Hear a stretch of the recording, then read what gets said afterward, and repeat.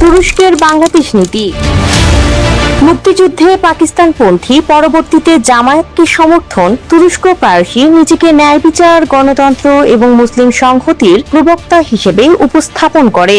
তবে বাংলাদেশের সঙ্গে দেশটির ঐতিহাসিক সম্পর্ক বেশ জটিল বাস্তবতার ইঙ্গিত দেয়।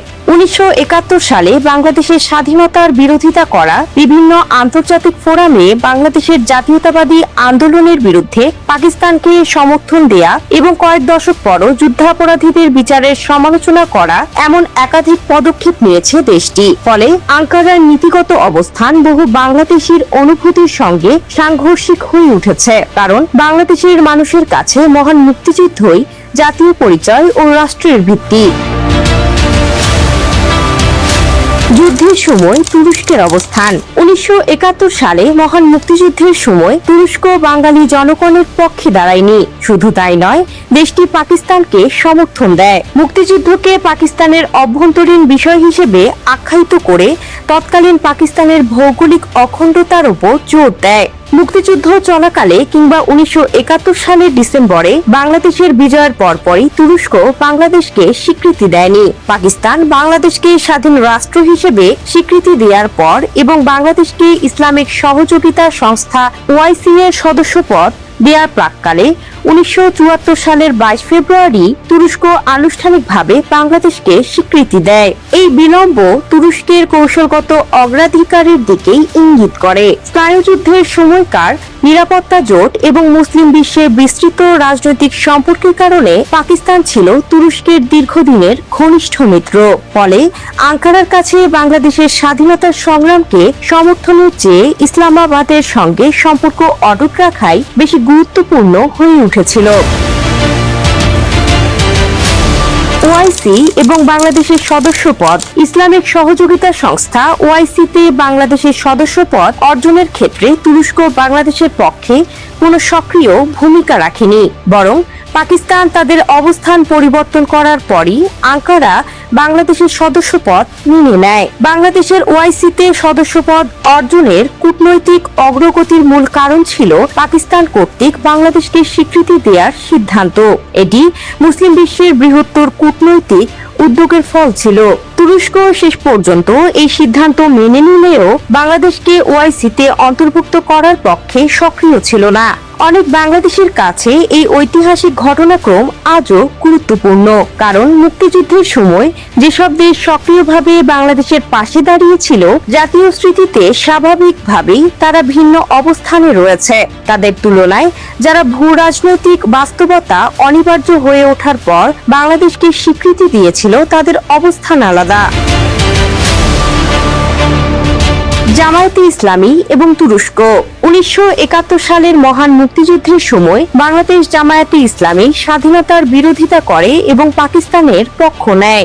দলটির শীর্ষ নেতারা পাকিস্তানের সামরিক সরকারের সঙ্গে রাজনৈতিকভাবে সহযোগিতা করেন। পরবর্তীকালে তাদের কয়েকজনকে মুক্তিযুদ্ধ চলাকালে সংঘটিত মানবতা বিরোধী অপরাধের দায়ে বাংলাদেশের আদালত দোষী সাব্যস্ত করেন। 1971 সালে তুরস্ক সরাসরি জামায়াতে ইসলামীর প্রতি সমর্থন জানিয়েছিল এমন বিশ্বাসযোগ্য ঐতিহাসিক প্রমাণ নেই। তবে পাকিস্তানের অবস্থানকে সমর্থন করায় কার্যত তুরস্ক সেই একই পক্ষের সঙ্গে অবস্থান নিয়েছিল যে পক্ষের সঙ্গে জামায়াতে ইসলামী ছিল।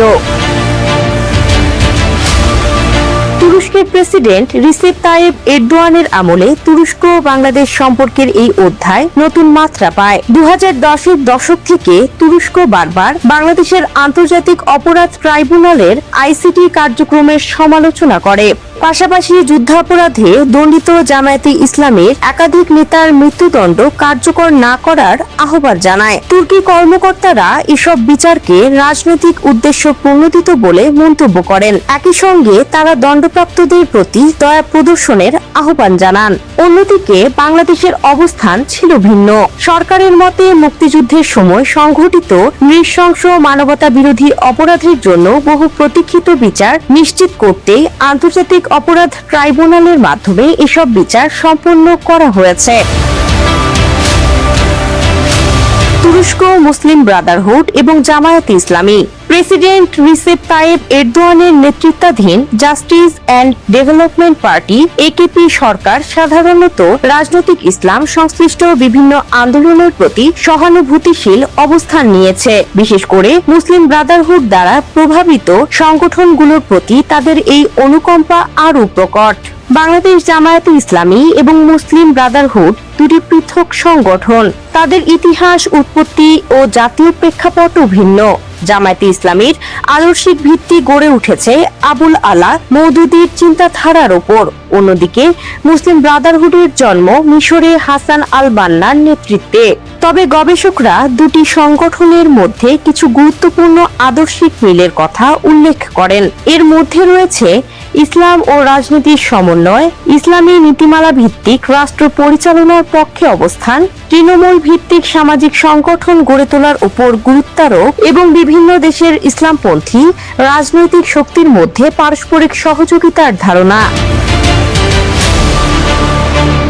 এরদোয়ানের তুরস্ক ও জামায়াতে ইসলামী এসব আদর্শিক সাদৃশ্যের কারণে তুরস্কের ক্ষমতাসীন রাজনৈতিক মহলের কিছু ব্যক্তিত্ব এবং জামায়াতে ইসলামের সঙ্গে সংশ্লিষ্ট নেতাদের মধ্যে সৌহার্দ্যপূর্ণ রাজনৈতিক সম্পর্ক গড়ে উঠেছে বলে বিভিন্ন আলোচনায় উল্লেখ করা হয়েছে। 2026 নির্বাচনের প্রেক্ষাপট। কিছু বিশ্লেষক মনে করেন যে তুরস্ক ও বাংলাদেশের রাজনৈতিক প্রেক্ষাপটে জামায়াতের প্রতি সংযত রাজনৈতিক সহানুভূতি প্রকাশ করেছে, যদিও সরাসরি নির্বাচনী সহায়তার প্রমাণ নেই। তবে বিশ্লেষকদের মতে কিছু তুর্কি প্রতিষ্ঠান সোশ্যাল মিডিয়া প্রচার এবং নির্বাচনী তহবিল সরবরাহে জামায়াতকে সাহায্য করেছে।